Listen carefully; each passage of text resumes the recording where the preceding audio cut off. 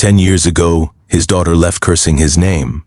Now she lay dying, and only his love could save her. Subscribe to Wild Sky Stories. Turn on the bell icon so you can do not miss any new video. The telegram arrived on a Tuesday morning, when the sun was barely kissing the horizon over the Crawford ranch. Samuel Crawford's weathered hands trembled as he read the words that would change everything. Your daughter Clara, stop, gravely ill, stop, no money, stop, Denver General Hospital, stop, please come, stop. 10 years. It had been 10 long, aching years since Clara had stormed out of this very house, declaring she wanted nothing to do with ranching, nothing to do with this dusty life, and nothing to do with him. The argument that shattered their relationship still echoed in his memory. She had been 18, full of fire and dreams of the city. He had been stubborn, scared of losing his only child to a world he did not understand. Now, at 52 years old, Samuel found himself saddling his best horse before the coffee had even finished brewing. The journey to Denver took 3 hard days of riding through valleys painted gold with autumn and mountain passes, already threatening winter's approach. Samuel barely slept, barely ate. Every mile that passed beneath his horse's hooves was another mile closer to the daughter he had never stopped loving, never stopped praying for. When he finally reached Denver, the city overwhelmed him with its noise, its crowds, its buildings that stretched toward the sky like they were trying to escape the earth itself. He felt out of place in his worn leather boots and dust-covered coat, but he did not care about the stares from city folk in their fine clothes. The hospital was a massive brick structure that smelled of carbolic acid and sorrow. Samuel removed his hat as he entered, holding it against his chest like a shield. Clara Crawford, he said to the stern-faced nurse at the front desk. I received word she was here. The nurse looked him up and down, her eyes lingering on his calloused hands and sun-weathered face. Are you family? I am her father. Something softened in the nurse's expression. 3rd floor, room 12. I should warn you, sir, she has been very ill. Fever took hold nearly 2 weeks ago. We were not certain she would survive. Samuel's heart clenched painfully in his chest. He climbed those stairs faster than a man his age should have been able to, his boots echoing against the cold tile floors. When he pushed open the door to room 12, the sight before him nearly brought him to his knees. Clara lay in a narrow bed, her once vibrant auburn hair spread limply across the pillow. She was thin, far too thin, and her cheeks held a pallor that spoke of weeks of suffering. But even in illness, even after all these years, she was still his little girl. Clara, he whispered, his voice breaking on her name. Her eyes fluttered open. They were the same green as her mother's had been, and seeing them filled Samuel with both joy and grief. Papa? Her voice was barely a whisper, cracked and weak. Papa, is that really you? He crossed the room in 3 strides and took her hand in both of his. Her fingers were cold, fragile like bird bones. It is me, sweetheart. I came as soon as I got word. Tears spilled down Clara's cheeks. I thought you would not come. After everything I said, after the way I left, there is nothing in this world that could have kept me away, Samuel said, his own tears falling freely now. Nothing. You are my daughter, Clara. That never changed. That will never change. Clara's grip tightened on his hand with what little strength she had. I am so sorry, Papa. I was so foolish. I thought the city would give me everything I wanted. Instead, it took everything from me. Hush now, Samuel said gently, brushing the hair from her forehead, just as he had done when she was a child with nightmares. None of that matters. All that matters is that I found you. Over the next several days, Samuel never left her side. He learned the truth of her years in Denver, piece by painful piece. She had come to the city with stars in her eyes, dreaming of becoming a singer. For a while, things had been good. She had found work in a respectable establishment, made friends, even fell in love. But the man she had loved proved to be a scoundrel who disappeared with her savings. Her voice had given out from strain. The friends she thought she had vanished when her money did. By the time the fever struck, she was living in a boarding house she could barely afford, with no one to care whether she lived or died. "I was too proud to write to you," Clara admitted one evening as the sun set beyond the hospital window. "Too ashamed. I had been so certain I knew better than you. I could not bear to admit I had been wrong." "Pride is a Crawford trait," Samuel said with a sad smile. "I was too proud to come after you, too stubborn to write first and beg you to come home. I told myself if you wanted to leave, I would not chase you. But Clara, not a single day passed that I did not think of you. Not a single night passed that I did not pray for your safety." Clara began to cry again, and Samuel held her as carefully as if she were made of glass. The doctor came the following morning with cautious optimism. The fever had broken. Clara was recovering. But she would need months of rest, good food, and clean air to fully regain her strength. "Can she travel?" Samuel asked. "Not for at least a week. But after that, if you are careful, slow travel should be manageable.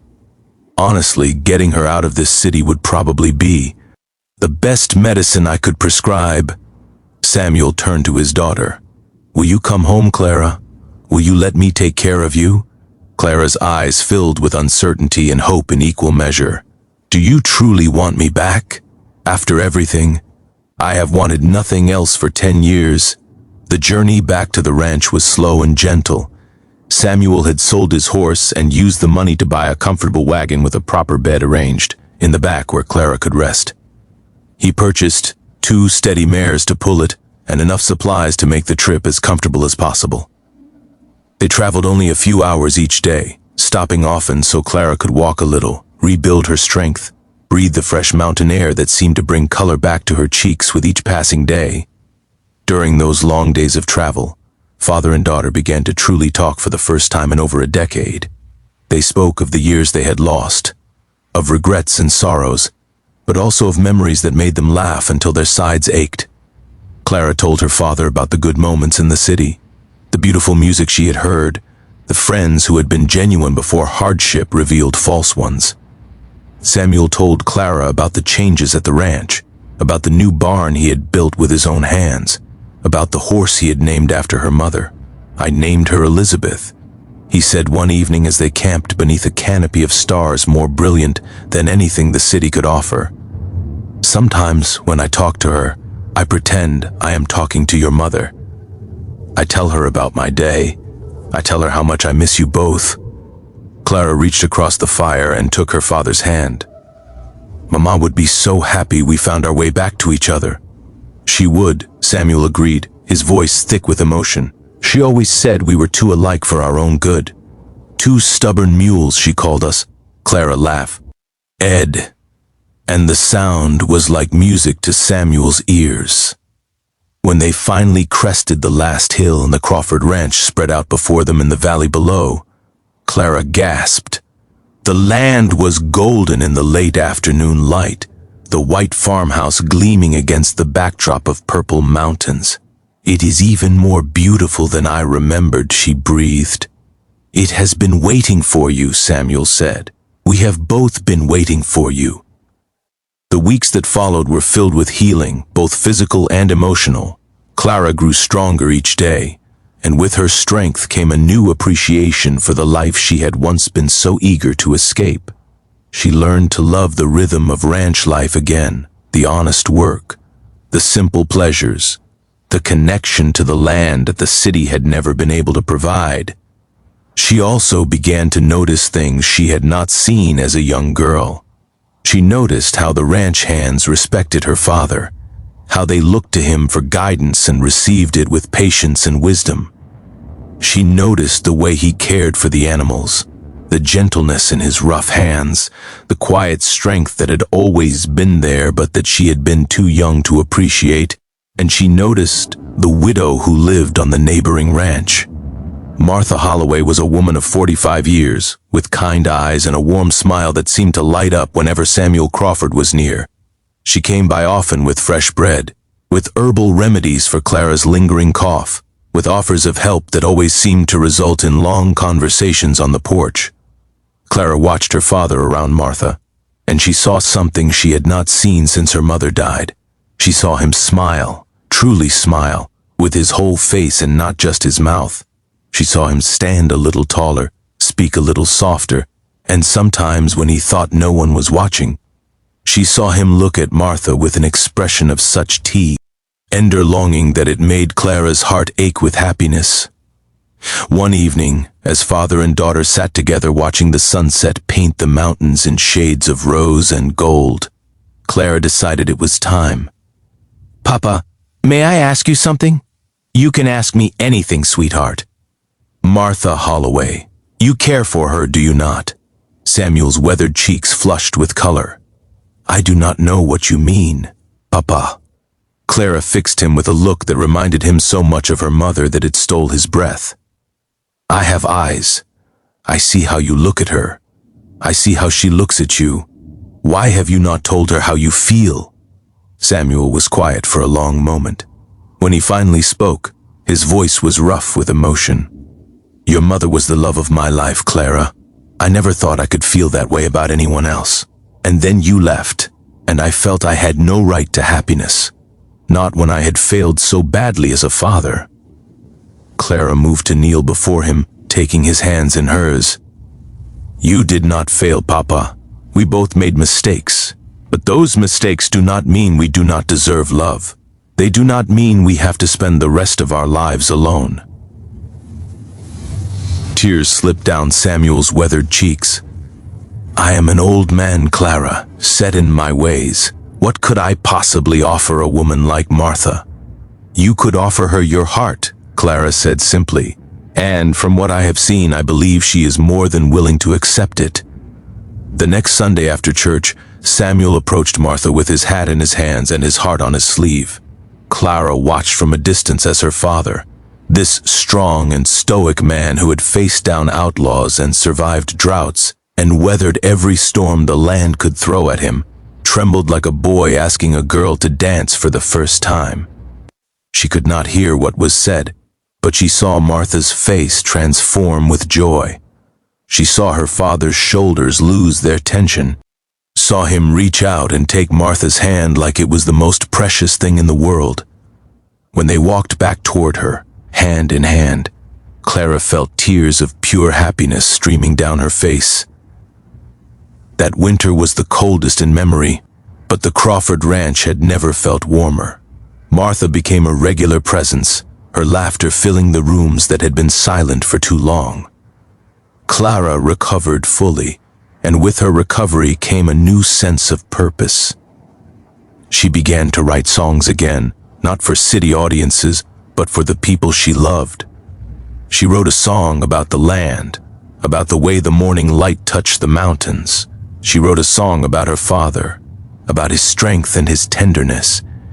And she wrote a song about coming home, about finding forgiveness, about the love that never dies no matter how far you run.